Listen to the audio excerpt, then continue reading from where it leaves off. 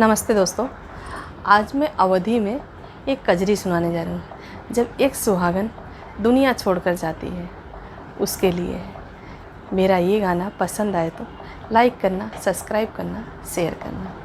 मेरा गाना अब शुरू होता है। आए ससुरुअन मार लाए डोलियो कहार, चली जाबई मुखा मोड़ के चदरियन में। के हो बसवा कटावई, के हो तिकेती बनावई, के हो कसी कसी बनावई रसरियन में। ससुरु बांसवा कटावई, जेठ तिकेती बनावई, बियाह कसी कसी बनावई रसरियन में।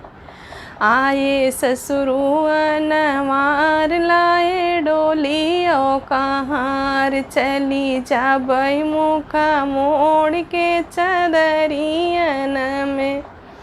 के हो तिकेती उठावई, के हो घाटे पहुँचावई, के हो आंसुआ बहावई डगरियन में। ससुरु तिकेती उठावई, जेठ घाटे पहुँचावई, बियाह आंसुआ बहावई डगरियन में।